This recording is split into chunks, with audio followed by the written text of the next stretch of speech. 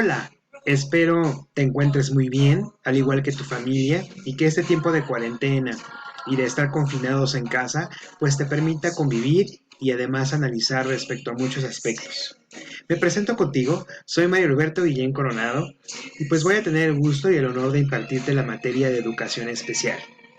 Es una materia muy linda, es una materia muy padre, porque finalmente te permite entender a un sector de la población que hasta la fecha, a pesar de tantas leyes y a pesar de tantas investigaciones, sigue siendo muy relegada y sigue siendo muy lastimada. Entonces, espero que aquí encuentres los fundamentos generales para poder apoyar, adecuar los contenidos y sobre todo ayudarles a que sigan su desarrollo personal y académico. Entonces vamos a empezar. La pequeña ponencia del día de hoy pues tiene como objetivo que tú conozcas cómo ha sido en una primera parte pues justamente los antecedentes históricos de la educación especial de manera general, de manera global. Ya después lo veremos en nuestro país. Entonces, sin más, pues vamos a empezar. El tema se llama Desarrollo histórico de la educación especial y como te digo, lo vamos a ver de una manera muy general. Entonces, vamos a comenzar. Quiero decirte que antes de empezar de lleno, la educación especial la podemos entender como aquella que está destinada justamente a la atención de las personas con una discapacidad, ya sea transitoria, es decir, que a lo mejor tuvieron un accidente, una quemadura, alguna fractura, que finalmente no les permite desenvolverse de la manera cotidiana y regular, o definitiva, esto quiere decir que muy seguramente debido a una afectación orgánica, puede ser de nacimiento o puede ser debido a alguna cuestión ambiental, es decir, de igual manera un accidente, pero que ya los deja con una discapacidad. Y además de esto, también se les considera como educación especial a todas aquellas personas que tienen un talento, es decir, que tienen una aptitud sobresaliente. Lamentablemente en nuestro país no se les considera como superdotados. No estamos aún lo suficientemente preparados para darles esta clasificación y darles este lugar. Entonces también cuesta trabajo integrarlos al aula justamente porque no hay pues todas las normas y todas las medidas para hacer justamente una adecuación curricular necesaria. Entonces vas a preguntarte probablemente, pues cuáles son en este caso las personas que podrían incluirse como en una educación especial. Pues primeramente tenemos a las personas con síndrome de Down. Acuérdate que sus características físicas son muy determinantes y esto se debe principalmente a una falla cromosómica. Después tenemos a una deficiencia motriz, cualquiera que sea.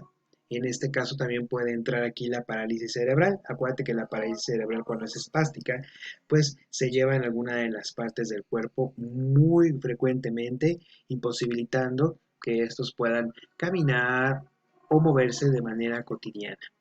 También tenemos aquí las deficiencias auditivas, aquella persona que no escucha, es decir, que es totalmente sorda, o aquella persona que pues no tiene como tal una sordera general, pero que es débil en su audición.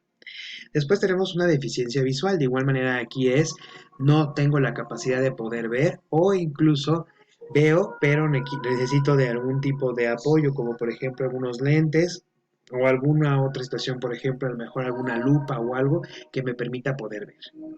Aquí también van a entrar los trastornos generalizados del desarrollo, cualquier trastorno del desarrollo, como por ejemplo el TDAH, el autismo, son ejemplos de este tipo de trastorno. Y en general los diversos síndromes, todos los síndromes que existen, desde por ejemplo un síndrome de inmunodeficiencia adquirida, como por ejemplo ahorita lo hablábamos al inicio, un síndrome de Down, van a entrar en esta categoría de educación especial. Por lo tanto, vamos a ahora sí ya, una vez entendido esto, para que quede más claro qué es una persona con que requiera clasificarse con educación especial. Ahora vámonos a los antecedentes históricos. Todo empieza en la antigua Grecia.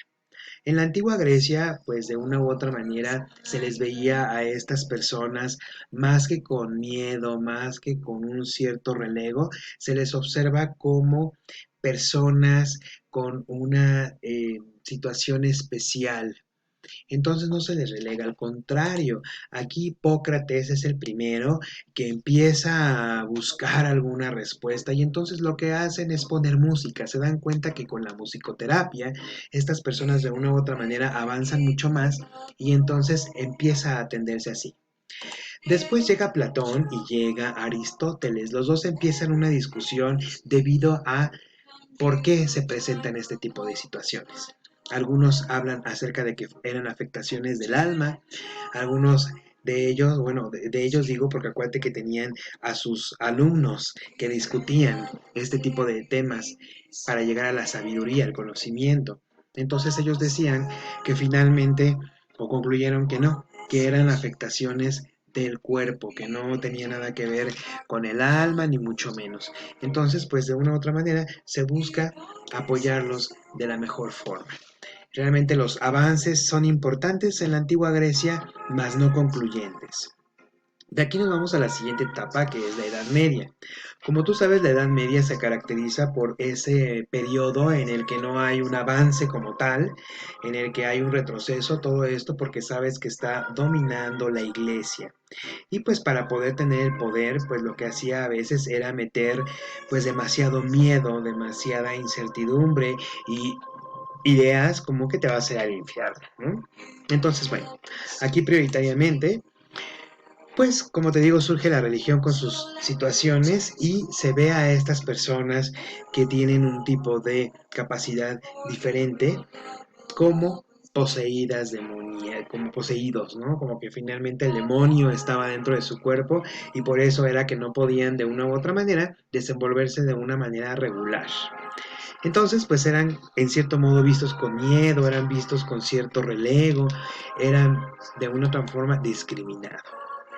Al paso del tiempo a alguien se le ocurre hacer una famosa sangría, es decir, venía esta idea de que el cuerpo de Cristo y por medio de la sangre lavaba y entonces lo que hicieron fue agarraban a una persona virgen, una persona de una u otra manera que se le consideraba como pura y entonces pasaban la sangre al cuerpo, en este caso de una persona que no estaba considerada como tal, es decir, la enferma.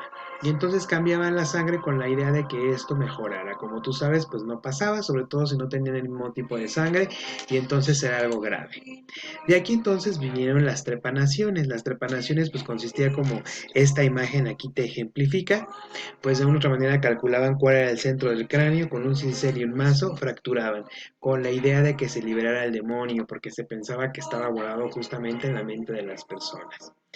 Entonces, pues aquí no hubo ningún avance en relación a la educación especial ni al tratamiento de las personas con alguna capacidad diferente, sino todo lo contrario. Me parece que fue una etapa de retroceso y además de sufrimiento. De aquí nos vamos al Renacimiento. El Renacimiento, como tú sabes, pues se caracteriza por ser una etapa en donde resurgen las ideas.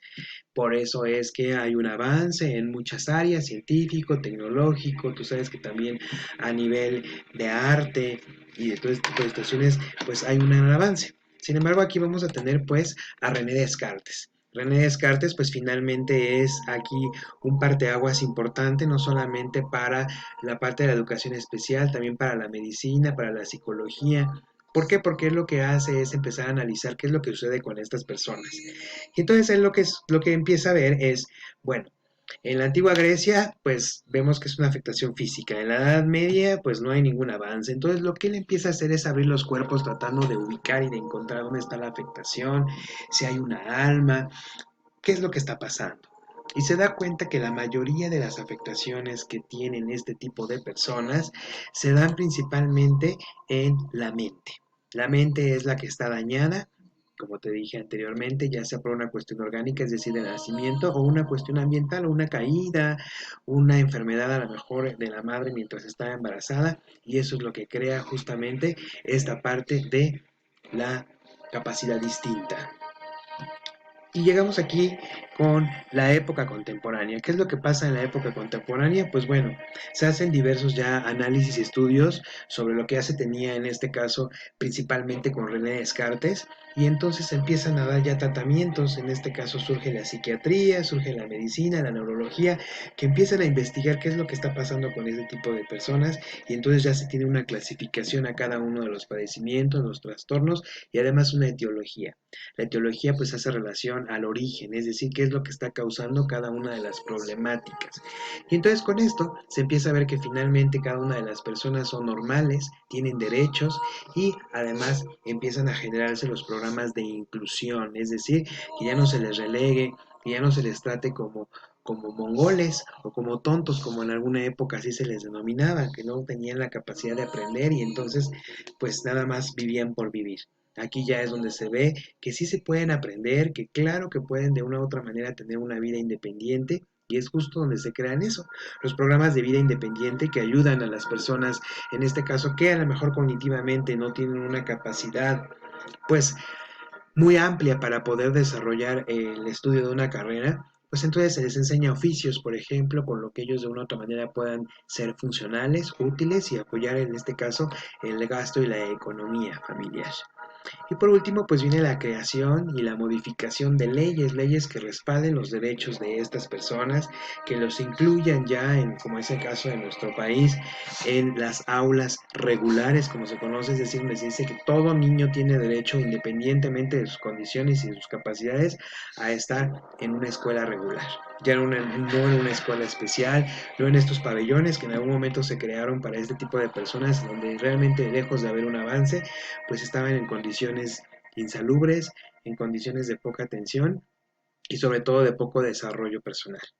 Entonces, a pesar de que se crea todo este tipo de situaciones, como tú sabes, en nuestro país incluso hay instituciones que se encargan a perseguir, en este caso, el fomento y el desarrollo de los derechos y de la evolución personal, pues aún falta mucho por hacer, sobre todo en el área de las escuelas, porque los maestros no están capacitados para poder hacerse cargo normalmente de grupos de 30, 50 personitas, y además también tener una persona o dos con alguna característica de estas. El trabajo a veces es mucho y eso cansa al maestro, y por eso prefiere de una u otra manera pues entretenerlo, tristemente dicho, pero así ocurre.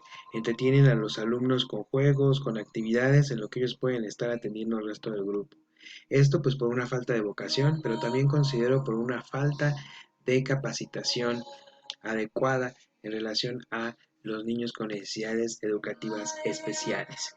Entonces, pues bueno, hasta aquí esta primera parte. Como conclusión podemos ver que, pues como casi siempre en todo, en la antigua Grecia vemos un avance, llega a la Edad Media donde hay un retroceso, pero afortunadamente en el Renacimiento se puede retomar estos estudios que ahora nos dan las bases para poder entender las necesidades de estos pequeños y pues de una otra manera poderlos apoyar en su evolución personal y académica. Entonces, pues bueno, la bibliografía, pues ahí te la dejo. Puedes incluso entrar a este link y ahí vas a encontrar mucha más información y pues obviamente todo mucho más descrito. Para así lo puedas hacer y completar tus notas. De todos modos, pues estoy a tus órdenes por cualquier duda, por cualquier aclaración. Cuídate muchísimo, te mando un abrazo muy fuerte virtual, a la distancia, sin virus, y espero tener la magnífica oportunidad de muy pronto poderte ver cara a cara y poder discutir estos temas tan interesantes de una manera mucho más amplia y adecuada. Pasa una linda noche y pues cuídate muchísimo, o tarde o día, porque bueno, no sé a qué hora veas el video, pero bueno, ten un excelente día. Cuídate y nos vemos pronto. Muchas gracias. Adiós.